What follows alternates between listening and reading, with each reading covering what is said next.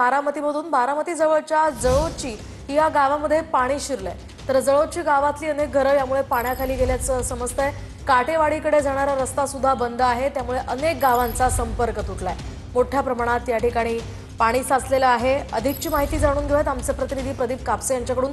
प्रदीप, काय सांगाल? बारामतीमध्ये मोठ्या प्रमाणात पाऊस कोसळतोय आणि त्याचा परिणाम सध्या पाहायला मिळतोय। काय परिस्थिती आहे सध्या बारामती तालुक्यात? मोहिनी, खरं तर बारामती तालुक्यामध्ये ढगफुटी झाली असं म्हणावं लागेल, कारण अनेक ग्रामीण भागामधल्या गावांमध्ये पाणी जे आहे ते शिरलेलं आहे। विशेष म्हणजे काटेवाडी जवळचा जो नेरा डाबा कालवा आहे त्याचा कॅनॉल जो आहे तो सुद्धा फुटलेला आहे। आणि आपण पाहतोय की जळोचीकडे जाणाऱ्या रस्त्यावरती मोठ्या प्रमाणावरती पाणी जे आहे ते वाहताना आपल्याला पाहायला मिळतं। त्यामुळे जळोचीकडे जाणारा रस्ता जो आहे त्या रस्त्यावरती पाणी आहे आणि जळोचीकडे जाणाऱ्या गावाचा संपर्क जो आहे तो पूर्णपणे तुटलेला आहे। आपण समोर पाहतोय की जळोची गावामधली जी घरं आपल्याला पाहायला मिळतात त्या घरामधल्या लोकांना सध्या या ठिकाणी सुरक्षित ठिकाणी स्थलांतरित करण्यात आलेलं आहे। राज्याचे उपमुख्यमंत्री अजित पवारांकडून वारंवार प्रशासनाला सूचना दिल्या जात आहेत आणि पाण्याच्या बाजूला म्हणजे खरं आपण पाहतोय की हा संपूर्ण जो कॅनॉल वाहतोय त्या बाजूला असणाऱ्या लोकांना जे आहे ते सूचना देण्यात आलेल्या आहेत की सुरक्षित ठिकाणी आपण स्थलांतरित व्हावं।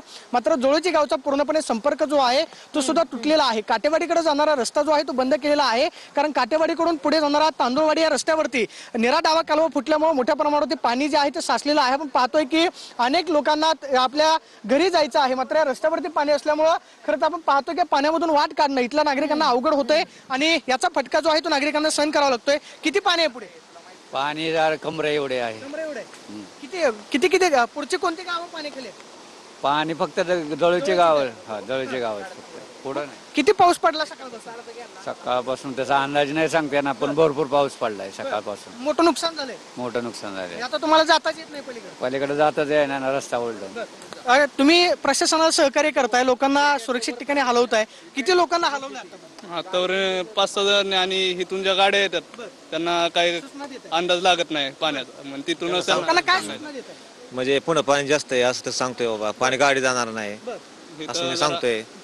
लांबच राहा। पाहतोय की मोहिनी, आपण जर या ठिकाणी नजर टाकली तर पाण्याचा प्रवाह आपल्याला पाहायला मिळतोय की मोठ्या प्रमाणावरती पाण्याचा प्रवाह आहे। दुसऱ्या बाजूला आपण पाहतोय की काही अग्निशमन दलाचे जवान त्याचबरोबर कर्मचारी एनडीआरएफच्या 2 टीम ज्या आहेत त्या ठिकाणी तैनात केल्या जाणार आहेत। मात्र नागरिकांमध्ये भीतीचं वातावरण आहे, कारण आपण पाहतोय की अनेक इमारतींमध्ये सुद्धा हे पुढे पाणी जे आहे ते बारामती शहरातल्या अनेक इमारतींमध्ये जातं, त्यामुळं जळोची गावचा पूर्णपणे संपर्क जो आहे तो तुटलेला आहे। अजित पवारांकडून 2 एनडीआरएफच्या टीम ज्या आहेत त्या बारामती परिसरामध्ये पाठवण्यात आलेल्या आहेत। थोड्या वेळामध्ये एनडीआरएफच्या टीम ज्या आहेत त्या बारामतीमध्ये दाखल होतील। मात्र पडलेल्या पावसामुळे तांदूळवाडी त्याचबरोबर डोरलेवाडी, कांबळेश्वर, जळोची, रुई या गावांमध्ये मोठ्या प्रमाणावरती परिस्थिती जी आहे ती निर्माण झालेली आहे आणि जळोची गावचा संपर्क तुटलेला पाहायला मिळतोय।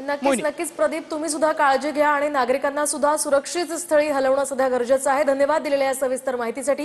वेळोवेळी या संदर्भातले अपडेट्स घेत राहणार आहोत।